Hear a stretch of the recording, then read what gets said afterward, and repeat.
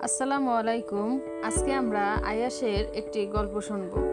এক গ্রামে একটি ছেলে বাস করত। তার নাম ছিল আয়াস। সে ছিল পেশায় একজন রাখাল। সে সারাদিন মাঠে গিয়ে অনেক গরু রাখতো আর সেগুলোকে খাওয়াতো। আর গরুর পাশেই বসে বসে ভাবতো কিভাবে জীবনে উন্নতি করা যায়। একদিন সে গরু নিয়ে বাড়িতে ফিরছিল আর সে হঠাৎই একটি জায়গায় এসে জঙ্গলের মধ্যে এসে থেমে যায়। সে এক অদ্ভুত এক জিনিস দেখতে পায়। সেই জিনিসটির দিকে সে একভাবে তাকিয়ে থাকে। সে দেখতে পায় সুন্দর একটি ঘোড়া। সেই ঘোড়া ছিল অপরূপ সৌন্দর্যে পরিপূর্ণ।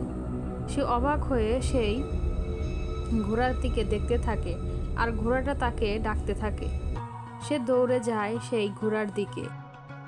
আর একটু পরেই আমরা দেখতে পাই যে সে জাদুর ঘোড়ার উপর উঠে বসেছে আর তাকে নিয়ে আকাশে ভেসে যাচ্ছে। একটু পরেই আয়াস আর সেই জাদুর ঘোড়াটা পৌঁছে যায় রংধনুর দেশে। সেখানে ছিল সুন্দর সুন্দর ফুল ফল আরও অনেক সুন্দর সুন্দর গাছপালা। সেগুলো দেখে আয়াস অনেক খুশি হয়। সে অনেকগুলো খাবার খায় আর একটু পরেই তার মার কথা মনে পড়ে, তাই সে আবারও চলে আসে।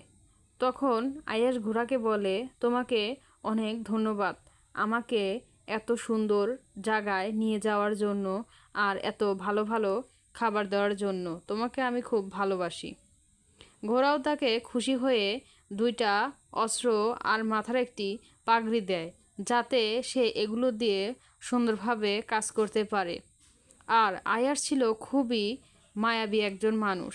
সে যাবার সময় ঘোড়াকে বলে, তুমি ভালো থেকো, তোমার কথা আমার খুব মনে পড়বে, তুমি অনেক ভালো একটি ঘোড়া। এই বলেই আয়াস বিদায় নিয়ে চলে যায়। আর একটু পরেও সেই জাদুর ঘোড়াটা তার রংধনুর দেশে আবারও চলে যায়। এই ছিল আজকে আমাদের গল্প।